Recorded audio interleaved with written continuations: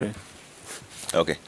Let's talk about something else now, and it's a final topic. Coalitions and consensus. That's the main conversation that we're having. And it's also part of the stories we are seeing on the dailies, and also one of the issues that Cherargei brought up when he was speaking to Charles Owin in terms of ODM primaries and the people who are perceived to be automatic flag bearers who might be given the direct ticket. Ruto brokers deal. Malala wins the DP's favor and gets the nod to vie for Kakamega governorship. Halwale agrees to shelve his bid for the governor's seat and will vie for the Senate position. And Cherargei, this is not the first time we're seeing this. In Narok, Ole Ntutu also was endorsed by Tongoyo and Soipan Tuya. Is this the way to go? Because we are seeing bloated coalitions with very limited positions. So is it just about consensus rather than going all the way to the primaries and then a fallout after that? I think before I answer that, I had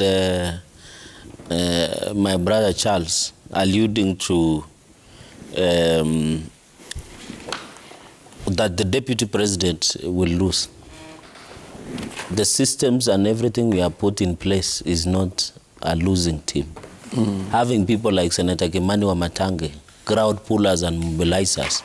You know, Kimani Wamatangi comes in with around 1 million to 2 million plus votes. So what I want, and Deputy President, for your record, Charles, has never lost an election since he became Member of Parliament. In fact, this will be the 5th win. Raila will be experiencing the 5th loss. So you can tell who will win the presidency of this country. This is the 5th win for William. This will be the 5th loss for Raila Odinga. And you know, by the way, the DNA, you know, you can tell the DNA. William Ruto has been a deputy president for almost 10 years now. He has been a minister. He has been a member of parliament. So he has the requisite knowledge of how a government functions. On the opposite, Raila Odinga has the DNA and matrix and the bloodline of agitation, the way you put it, democracy, being in opposition. He understands the dynamics on how to push for principles of democracy, governance issues. He can be at that level, and we would wish that he continues with that role. Now we'll be joined, by the way, he will not be alone. He will be joined by Uhuru Kenyatta, because Uhuru Kenyatta will likely be seeking the third term through the back door, but in opposition. So I want to assure you that the systems that we have put in place is that William Ruto points clearly that he will win the presidency. On the issue of consensus, by the way, many people forget that even in a nomination process, and I think Charles has alluded, if you are very keen, when I asked him, and he said I should not sympathize with him, but we know, of course, what happens in ODM, is that he was alluding that there is consensus. At the beginning of this show, that there are some 1 or 2 consultation, and the elders are trying to talk him to go slow on gubernatorial allow Senator James Orengo to be the governor. Consensus is part of nomination process. It is even defined in law. And therefore, what William Ruto has been doing is to avert what we call fallout after nomination. I think also ODM and Azimio are trying to do the same. I have seen even he did Machakos between Wavinya and White and Joga, the former chief of staff at State House. And I must thank both Kalwale and Malala for accepting to sit on the table. I think when we come together, we have a lot to gain, so that we have a united front that we can push. We saw Patrick Tutu, the likes of Soipan Tuya, Tongoyo, Lemein, allowing the former CS, I think he used to serve with you, Patrick Olentutu, to run for governor. We want to see this consensus being built.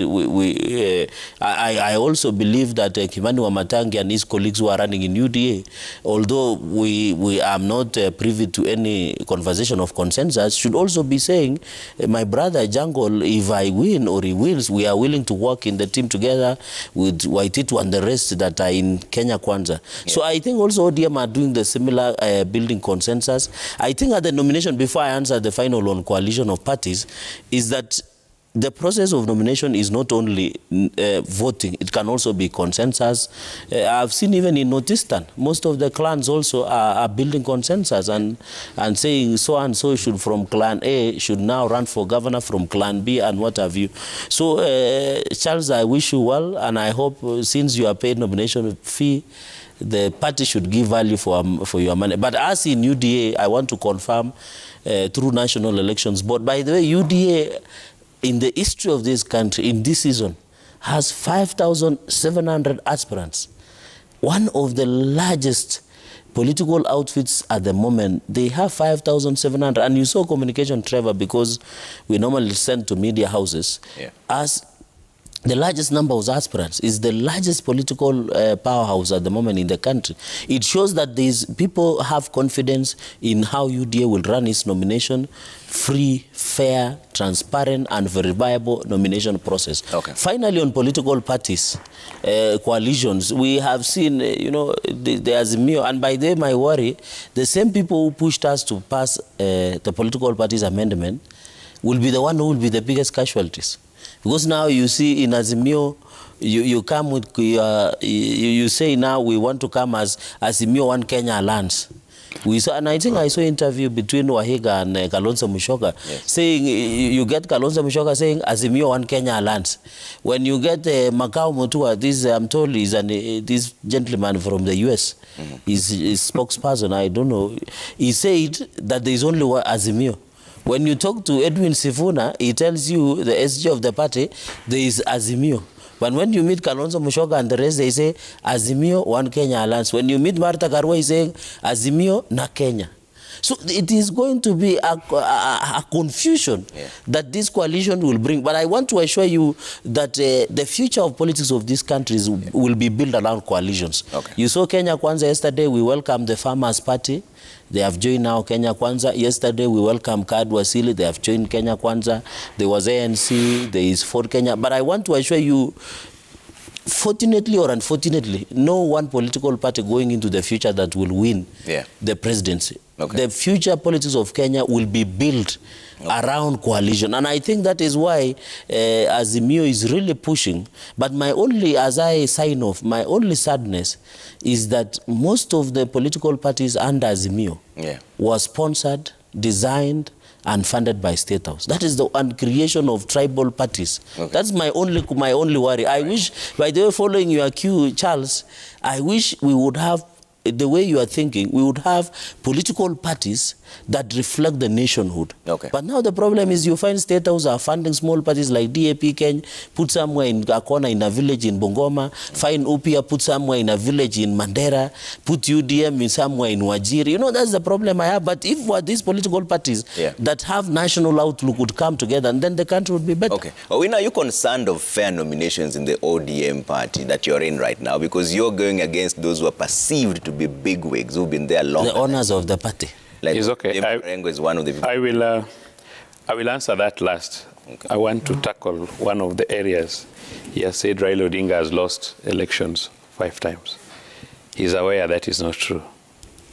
He knows what happened in 2007. That time there was a close coalition between his community and my community, and he knows what happened. So before God, please don't say he has lost more than 5 times. And equally, it's good to appreciate people. We must appreciate the fact that Raila Odinga, they have been involved in the process of agitation, as we put it. Much of the things like the return of multi-party democracy, the current constitution, where a deputy president can disagree with a president and he's not sacked. In fact, the first person to enjoy that privilege is the deputy president, who did not vote yes for this constitution, but he's the first beneficiary, and that is how things happen. Because otherwise, if it was like before, I'm sure he would have lost his job much earlier, but the constitution protects him, and that is what we want, the progress. So we need to appreciate Raila Odinga for whatever he has done in this country, no matter what happens. You also talked about the processes, that election is not just the vote, it's the process that leads to elections. And you know what has happened to Raila in the past. You've seen people even throwing feces in Jacaranda grounds. You've seen the way he has been chased left and right, center. You know all these things, and that is why I'm sure you are worried that if the same can be meted on your team, then you know it can be very bad because you have practiced it before. But we need to unite our country at the end of the. No, but you know he was the police spokesperson. Excuse me. So he knows more. Excuse me. So what I'm saying is, So what I'm saying is, you know better than me. You've been inside there and you know what happens. So please don't say he has lost, because it is very painful to say that. So I believe that we leave this to God and every person to campaign and hope for the best in his team to win. Because in my mother tongue, we always say that when you go for bullfighting, every person tries to praise his bull. So that is your bull. Is there normally bullfighting in law? In the law? Yes. Yeah. Oh. Yes. Even in they have continued practicing it. Even in Nandi, there is bullfighting. Yes. Bulls used to fight. So that's common for herders. But laws are not herders, are they? No. We were. They are Nilers. Yeah. But thank you, you're derailing the conversation. We were. To stick to the issue. Yeah. Now, the issue of Rigging. ODM nominations. Yeah, ODM nominations. I belong to ODM party now. And when you belong to a party, you go by ideologies of that particular party. Yeah. And you take collective responsibility of what happens. I've just told you that there has been an effort to make me stand down for our senator, whom I've told you that has no energy and he cannot compete me and has no development record, but has a very good record for agitation. The community where I come from, we have been agitators, and agitators do very well. That is why you see every politician wants to run close to the Right Honorable Prime Minister to be seen. Yeah. You see, it's not about, but we want to remove that agitation, and that is why we are praying strongly that Right Honorable Raila Odinga becomes the president. Speaking of being seen, so that people can learn that the presidency does not just put food on your table. Yeah. You must still go to your farm. You must work. Senator Wamatangi has that privilege to know that. Yeah. He has that privilege to know that. Our people may not have that privilege to understand that even after Right Honorable Raila Odinga becomes president, they'll still have to go and fish. They'll still have to go to their farms, because the president will not be a president for community. Yeah. He'll be a president for the Republic of Kenya. Correct. And you may find Senator Wamatangi named as a cabinet secretary in Honorable Raila Odinga's government. It's possible. Or himself. Yeah. I may not get anything, despite the fact that I'm a Luo. And these are realities that we must live with. So I told you that I must take responsibility of what my party does. Yeah. And if my party was fully undemocratic, then they would not be reaching to me, knowing that I am a front runner and that maybe somebody wants to be rewarded. Are you getting me? Yeah. And I don't want to spoil my future because I have a clearer, brighter, better future. Okay. So I would not want any Shetani to come across me. Yeah. So if today elders insist and say that I step down, that's not the end of me. I would honorably consider and step down, because I know the person I'm stepping down for is not a worker. I know the person is not a worker. I know the person has no principles to push the community forward. So you give them, you know, when somebody wants a rope to hang himself, give him the rope. But I haven't because seen, tomorrow... we haven't seen we've not seen you in the Azimio campaign. No. You see, I have been, you see, I've left, you know, when you are transiting from police to politics, it's not very easy, and especially when you are facing a community who have been in opposition. So I've concentrated in doing my activities in the village. The grassroots. That is why when you go to Kisumu, at our junction going to Siaya, you'll find my beautiful billboard. If you go to Bondo, you'll find my reflectors with border riders. In fact, they are very happy when they are putting on my reflectors, because they are saying police will not arrest them because they are campaigning for me. You can find, but if you look at my competitor, not even a banner, not even. Okay. Yeah. So what we are, no, I'm not saying that. So I'm just saying, I was just giving an example that he was asking about our party. So the party leader has taken responsibility to try his level best to promote consensus for various reasons. And I think that will be part of it, and it will be good for us. All right. And I'm saying that I've simply joined politics. There's a lot for me. I am sure Wamatangi knows my capacity. If he's the one to form a government, I know I can be a waziri. He stepped down running for president. Let's bring in Wamatangi. He's a big stakeholder. You know, he said he's coming in with 1 million votes. That Wamatangi is more influential than President Uhuru Kenyatta in Kiambu. Yeah, that is what he's trying to imply. And I'm worried how he's going to cry, because eventually President Kenyatta will take all the votes. Wamatangi, let's get a reaction from you. Has anyone reached out to you to build a consensus? Because even within UDA, there are quite a number of people who are still running for that position. And is this something you're willing to consider? Well, first, why don't I just make a few comments? Because, you know, our new kid on the block. That you need to train. No, he said that as a matter of policy, we don't discuss our offices that we hold. I was just curious, my brother Charles, when you spoke about that, when you told Cheragay that he knows what happened in 2007, and you didn't talk about it. What are you implying? Were you implying that to the question that you asked earlier by Trevor, whether you've ever known any incidents of rigging? Are you implying that there was rigging? But you can answer that during your turn, because I'll not answer that. Because you are setting me up, and you have the answer. I'll not answer that. Because you told Cheragay very categorically that he knows what happened in 2007. However, also, one of the issues that I believe that would be good that you tackle, because I've heard you have got good thoughts about how, you know, this country should look like, you know, and the kind of government we would have. But my concern would be, if indeed, as you've said, that you'd be happy if Raila became president, so that he can prove to the people, or it can be testimony to the people, that you still have to go and work and earn a living.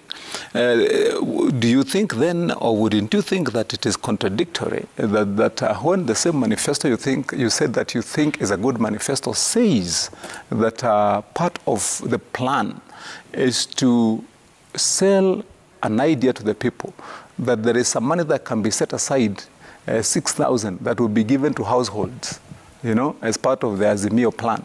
And then we are saying that you want to say to the people that it is indeed true, because to that extent I agree with you, that people must understand, Trevor, that no matter who becomes president, you still have to go till the land, that you still have to go and sell your wares and take your bananas to the market. And I believe, in my view, and I've held this position all the way through, even when I was in Jubilee, we had this discussion here, and my position has been, I did not think, and I still don't think, that it is a good idea to propose to the people that you can wait for a government to come in place, and you can sit at home and wait for 6,000 shillings at the end of the month. Personally, I don't think that that is good economics.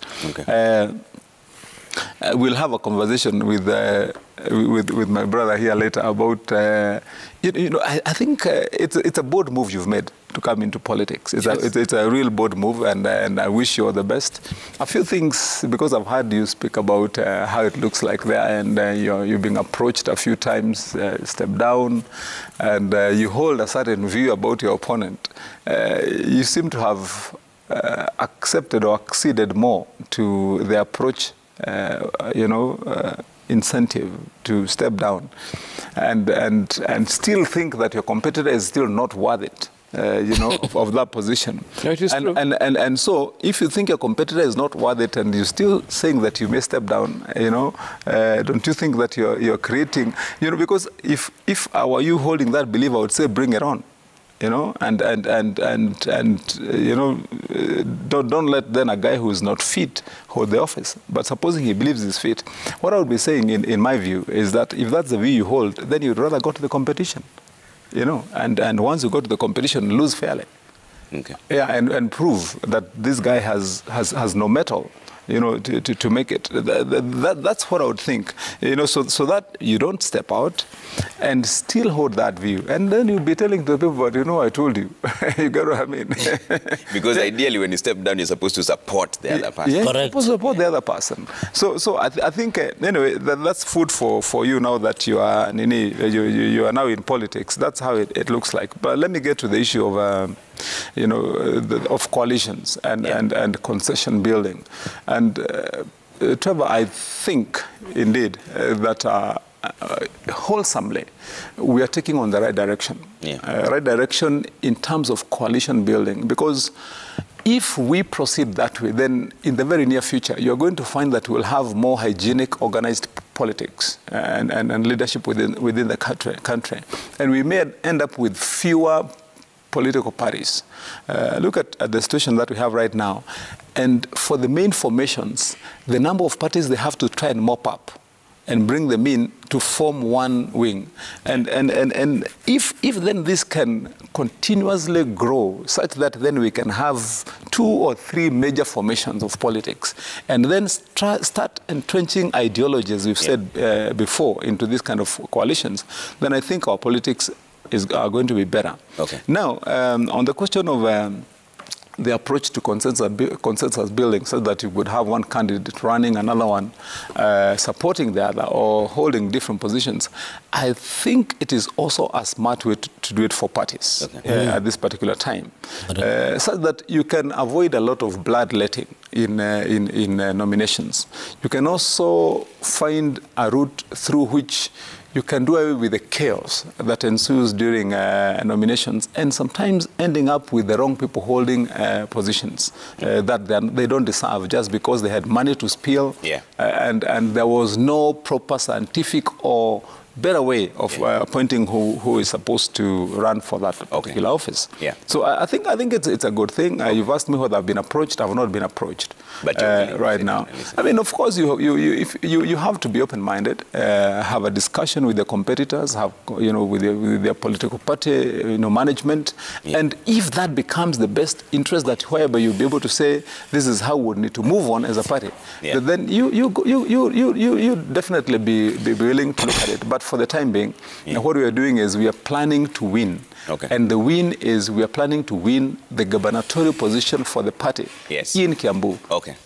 Owen, I'll give you a chance to respond, because the questions have been asked directly to you by Wamatangi, and then we start closing remarks from Cherargei. Yes. It's okay. I also agree with consensus, as he puts it. And every region have unique, peculiar interests that come up with some of these positions. And if you go like to Northeastern Province, you find the elders form a very big position on why things should be done.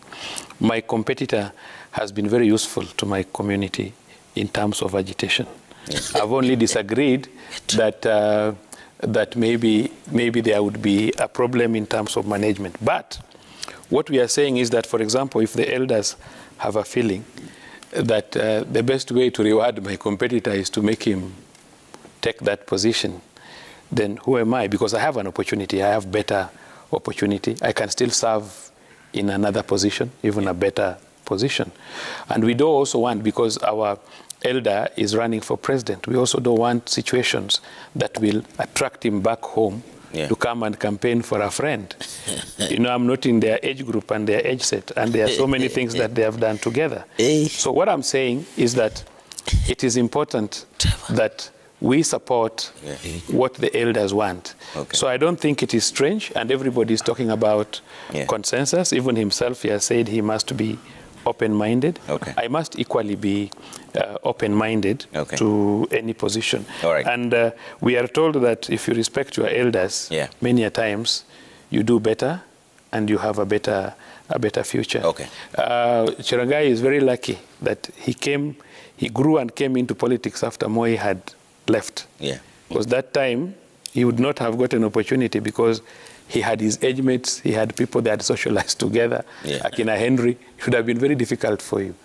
Even us, where difficulty may arise because of association, there will be transition and there will be opportunities. What is most important is that we serve our country at any position that we shall be offered, all right, including going to till your farm. Let me bring up feedback real quick and then take closing remarks starting from Cherargei, 1 minute each. Let's bring up the feedback really quick before we take closing remarks. It's going to last about a minute for each and every one of my panelists. At Trevor Mbija at Citizen TV Kenya, use the hashtag DayBreak.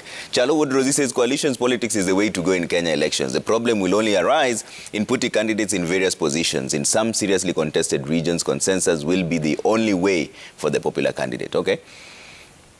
Daniel Angira says, please tell Kimani Wamatangi not saying something means the other thing. So he should not be ashamed to cross to the opposition side. To Mr. Wino, lobbying is undoable.